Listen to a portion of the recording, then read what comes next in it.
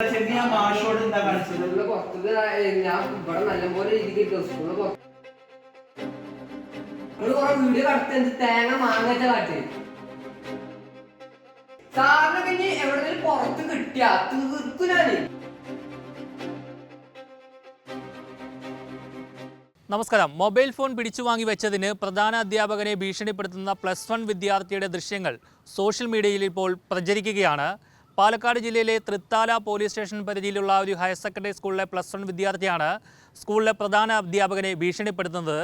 പുറത്തിറങ്ങിയാൽ കാണിച്ചു തരാമെന്നടക്കമുള്ള കാര്യങ്ങളൊക്കെയാണ് ആ വിദ്യാർത്ഥി അധ്യാപകന് നേരെ പറയുന്നത്. എന്തായാലും നമുക്ക് ആ ദൃശ്യങ്ങളൊന്ന് കാണാം. കുട്ടിയുടെ മുഖം നമുക്ക് തൽക്കാലം കാണിക്കാൻ കഴിയില്ല. മാഷോട് എന്താ കാണിച്ചത്? ഞാൻ ഇവിടെ നല്ലപോലെ രീതിക്ക് സ്കൂളിൽ സത്യമായിട്ട് ഞാൻ പോവുള്ളൂ. ഞാൻ അങ്ങനെ സ്വഭാവം വീഡിയോ കടത്തി തേങ്ങ മാങ്ങച്ച കാട്ടി ഞാൻ പറയും ഇന്നതിന്റെ ഉള്ളിലിട്ട് മെന്റലായിട്ട് ഹരാസ്മെന്റ് വീഡിയോ എടുത്തിക്കണേ. സാറിന് പിന്നെ എവിടെ പുറത്ത് കിട്ടിയ തീർക്കുനാണ്. കൊന്നിട്ട് പറഞ്ഞു കൊന്നിട്ടും.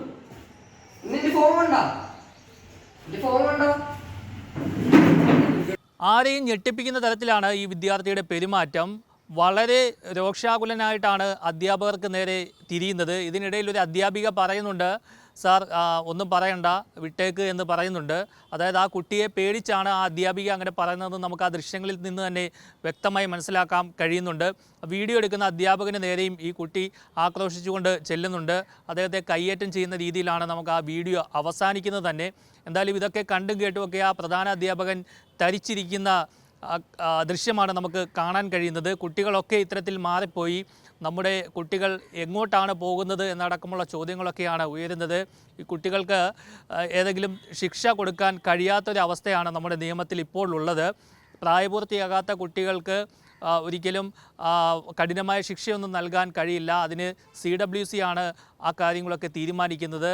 അതുകൊണ്ട് തന്നെ ഈ കുട്ടികൾ എപ്പോഴും ഇത്തരത്തിലുള്ള കാര്യങ്ങൾ അതിക്രമങ്ങളുമൊക്കെ കാണിക്കുമ്പോൾ നമ്മുടെ നിയമത്തിന് ഒന്നും ചെയ്യാൻ കഴിയില്ല.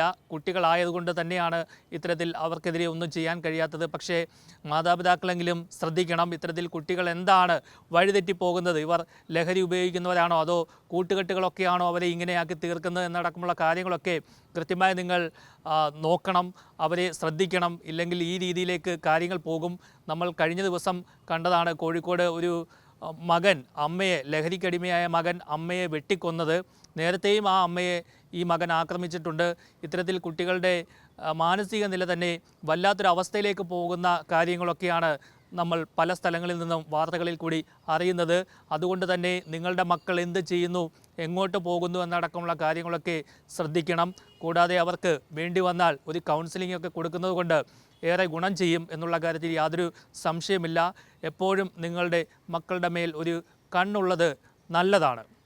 കൊച്ചിയിൽ നിന്നും R. പിയൂഷ്, മറുനാടൻ TV.